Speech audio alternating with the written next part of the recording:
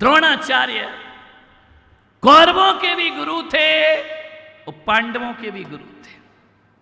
एक दिन दुर्योधन ने पूछा कि गुरुदेव, आप मुझे भी पढ़ाते हैं, अर्जुन को भी पढ़ाते हैं, लेकिन हर बार अर्जुन अव्वल नंबर पे क्यों आता है?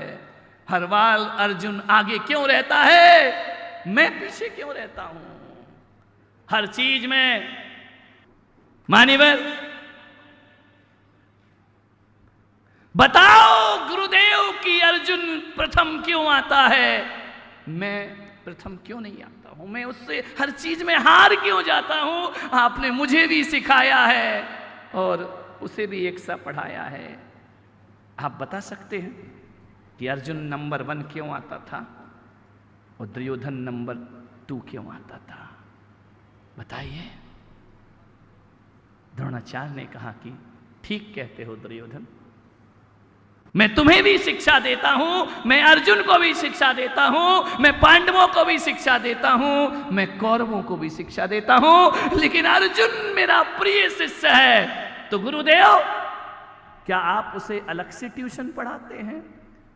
द्रोणाचार्य ने कहा, उस समय तो ट्यूशन जानते नहीं थे क्या होता है।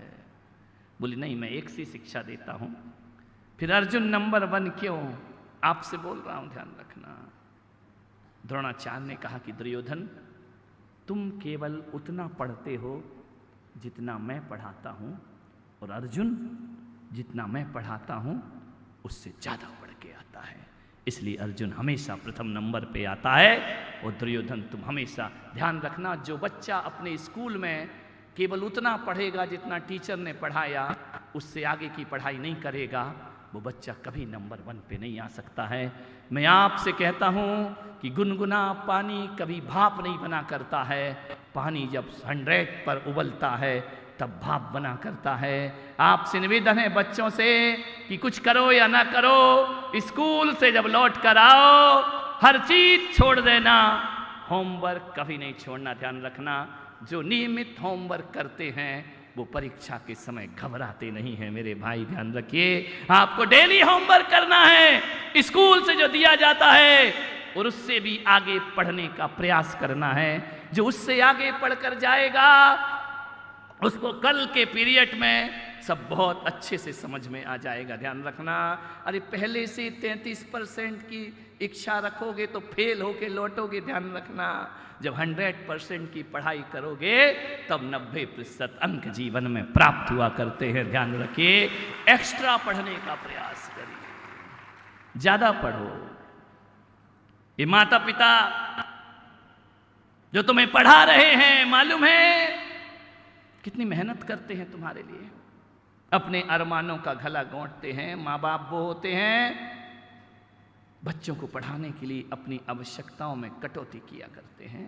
माँ वो होती है जो कहती है कि एक साड़ी ना हो नई वाली चलेगा, मेरी बच्ची को पढ़ाई के लिए पैसा लगाइए। ध्यान रखना, माँ बाप तो वो होते हैं जो खुद के पास पैसा ना हो तो बैंकों से कर्ज लेकर के तुम्हें पढ़ाया करते हैं। ध्यान रखिए, माँ बाप अपनी हैसियत से ज्यादा तुम्हें करते हैं। एक माँ कितना एडजस्ट करती होगी। सुबह से एक माँ का जीवन देखो, पापा का काम नहीं करते तो पापा चिल्लाते हैं, भैया का काम ना करो तो भी मम्मी को डांट पड़ती है, तुम्हारा काम ना पड़ो तो तुम भी मम्मी को झुंझलाती हो, दादी का खाना ना बनाए तो दादी मम्मी को झुंझलाती है। विचार करिए, जो देखो वो मम्मी को डांटता है। ध्यान रखना है, आपसे मेरा निवेदन है, जब आपके माता पिता तुम्हारे लिए इतना करते हैं तो तुम्हारा भी फर्ज है कि उनकी मेहनत को मिट्टी में मत मिलाना, अच्छे नंबरों से पास होकर खानदान का नाम रोशन करना। कितनी मेहनत करती है तुम्हारी मम्मी, तुम्हारे कपड़े धो देती है, प्रेस करती है, तुम्हारे लिए सब कुछ करती है।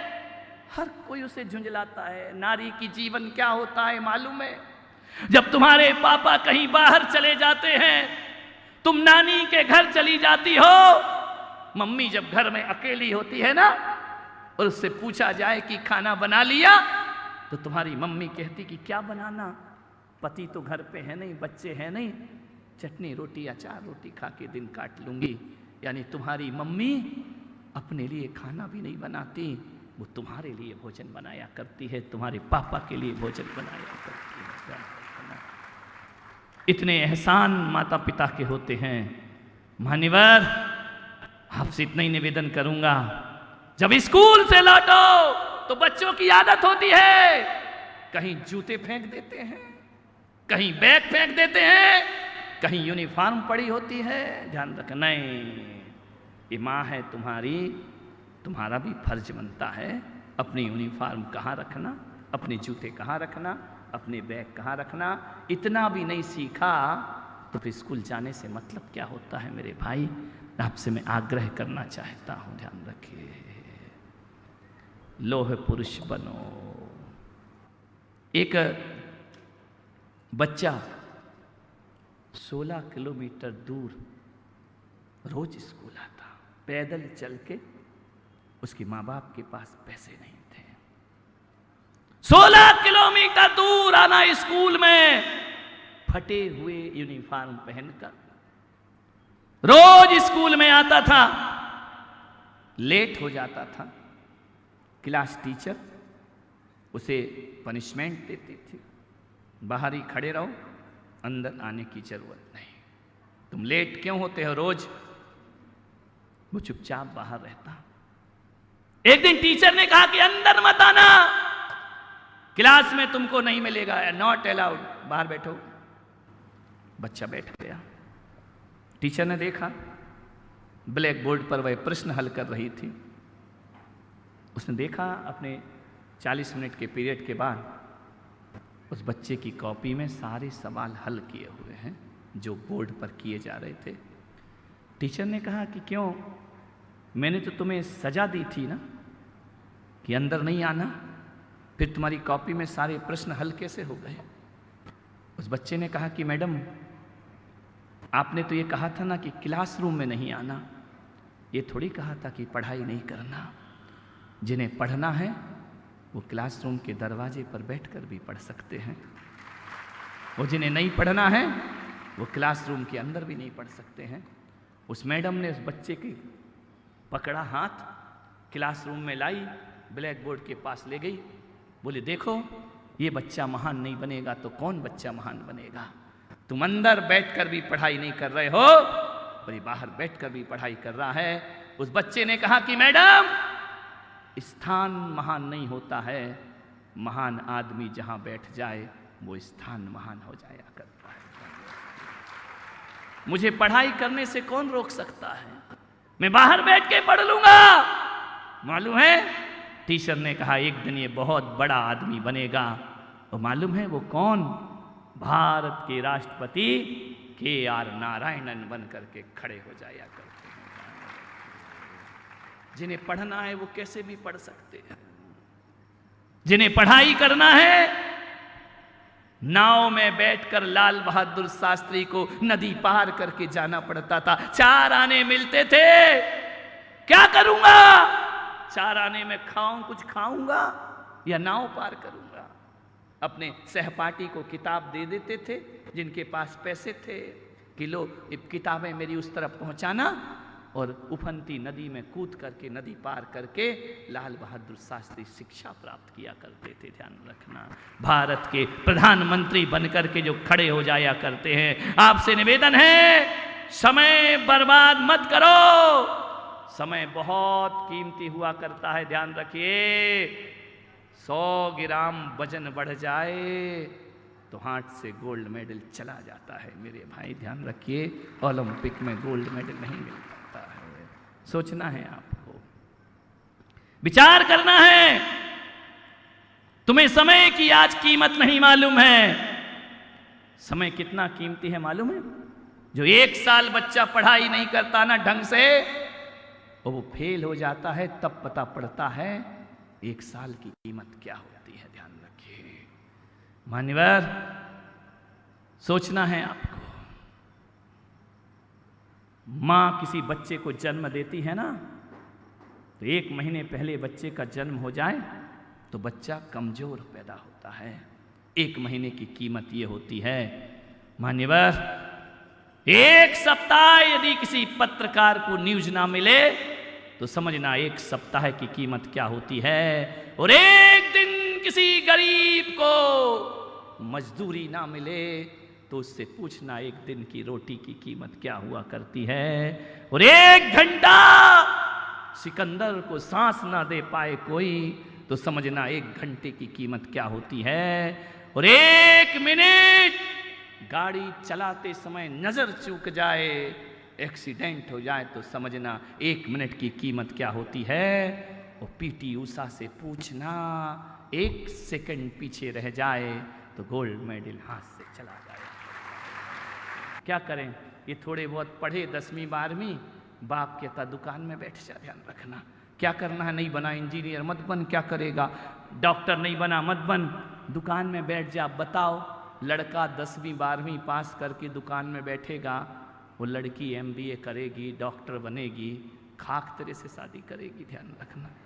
कुंवारा घूमेगा, ध्यान रखना, कोई पूछने वाला नहीं है तुमको, विचार करिए कौन करेगा। लड़कियां ज्यादा पढ़ रही हैं, लड़के कम पढ़ रहे हैं, घूमते रहोगे बेटा, कुंवारे शादी नहीं होगी। अभी ऋषभ देव में भी कई घूम रहे हैं, 30-30 साल की उम्र हो रही है, जुगाड़ नहीं है। कुछ कर लेता तो एक छोड़ 10 मिलती, 10वीं 12वीं में घूम रहा है पागल की तरह। अब कर ले जिंदगी को सार्थक कैसे करेगा। मान्यवर आपसे निवेदन है 10-12 हजार की नौकरी में, 50 हजार की नौकरी में आप 3rd क्लास जीवन जिएंगे, ध्यान रखना। और अच्छे नंबर ले आए और अच्छा पढ़ लिख गए, VIP लग्जरी जिंदगी जीने का तुमको मौका ये जिंदगी प्रदान करेगी, ये जन्म प्रदान करेगा। आपसे इतना ही निवेदन है। लोग कहते हैं कि गरीबी समस्या है, गरीबी समस्या नहीं मेरे भाई, इस देश की समस्या गरीबी नहीं है, इस देश की सबसे बड़ी समस्या आलस्य है। और लड़के आलसी होते हैं, इनका पढ़ने में मन लगता नहीं, आलसी लोग हैं। ये आलस्य तुम्हारे लिए बहुत महंगा पड़ेगा, ध्यान रखिए। विद्यार्थी जीवन में आलस्य नहीं होना चाहिए। मालूम है सरदार पटेल 17 घंटे पढ़ते थे, ध्यान रखना। पढ़ाई करना पड़ती है जीवन में, ऊंचाइयों को पाना है। तो एक चीज और कहूंगा, कभी भी अपने जीवन में अपने क्लास टीचर का अपमान नहीं करना। वो गुरु हैं, तुम्हारे निर्माता हैं, माँ बाप जन्म देते हैं, शिक्षक जीवन दिया करता है, ध्यान रखना है। लेकिन आजकल स्कूलों में हर शिक्षक के उपनाम रख दिए जाते हैं। आ गया मजा, मैंने भी खूब रखे थे। ओरिजिनल नाम तो मुझे पता ही नहीं रहता था टीचर का क्या है। एक बार एक टीचर थे, मैंने उपनाम रख दिया था। प्रिंसिपल आए, बोले किसका पीरियड है, मेरे मुंह से उपनाम निकल गया। इतने बैंत पड़े, ध्यान रखना। कभी जिंदगी वो रखते ही हैं, तुम मानोगे थोड़ी, हमको मालूम। एक ना एक रख ही देते, हम भी बहुत सारे नाम रखते थे। एक टीचर था बिल्कुल काला चिचक्कीदार, डालडा नाम रख दिया था उसका। मान्यवर नाम तो सभी रखते हैं, लेकिन मैं कहता हूं कि नहीं, प्लीज अपने शिक्षक को देखकर आपके अंदर श्रद्धा आना चाहिए। और मैं तो कहता हूं जब घर से चलना स्कूल तो माँ बाप के पैर छूना, और जब घर जाना तो सबसे पहले अपने शिक्षक के पैर छुआ करो, ध्यान रखना। तस्वीर में बनी सरस्वती तुम्हें ज्ञान दे या ना दे, जीती जागती शिक्षिका तुम्हें ज्ञान जरूर दिया करती है, ध्यान रखना है। तस्वीर में बने महादेव तुम्हें ज्ञान दे पाए या ना दे पाए, लेकिन जो टीचर तुम्हें पढ़ाता है वो तुम्हारी जिंदगी का निर्माण किया करता है, ध्यान रखना है आपको। वो तुम्हें जिंदगी प्रदान किया करते हैं। उस शिक्षक का सम्मान बनाकर रखें। और शिक्षकों से भी कहूँगा, अकेले बच्चे क्यों पिटे, तुम्हारी भी कुछ गलती है। तुमको शिकायत है कि बच्चे पैर नहीं छूते, तुमको शिकायत है कि बच्चे पैर नहीं छूते, तुमने भी तो पहन रखे हैं खड़ाओं की जगह जूते, इसलिए बच्चे तुम्हारे पैर नहीं छूते। मुंह में मसाला रहेगा, खाक ज्ञान बांटोगे, ध्यान रखिए। सिगरेट पीते रहोगे, खाक ज्ञान बांटोगे तुम। ये ज्ञान बांट रहे हो, आप शिक्षक हो, ध्यान रखना। टीचरों की भी तो गलती है ना। यदि शिक्षा को व्यवसाय बनाओगे तो खाक भारत के भविष्य का निर्माण करोगे, ध्यान रखिए। भारत के भविष्य के निर्माता शिक्षक हुआ करते हैं। और किसी भी स्कूल को स्कूल मत समझो, स्कूल उसे कहते हैं जहां इंसान को इंसान बनाया जाता है। ध्यान रखिए, इंसान को इंसान बनाने की कोई फैक्ट्री है तो वह हमारा विद्यालय हुआ करता है। ध्यान रखिए, शिक्षकों को भी अपनी गरिमा का ध्यान रखना पड़ेगा। तुम ही ऐसे कपड़े पहनकर जाओगे जो अश्लीलता के पोषक हों तो आप क्या बेटियों को शिक्षा दे पाओगे। ध्यान रखिए, शिक्षकों का बहुत बड़ी जिम्मेदारी है। आज सबसे ज़्यादा गवर्नमेंट तनख्वाह तुमको ही दे रही है, ध्यान रखना। एक शिक्षक को प्राइमरी का भी हो, कहाँ गया रे बल्लू, मिल ही जाते 50,000 1 लाख तो मिल ही जाते हैं।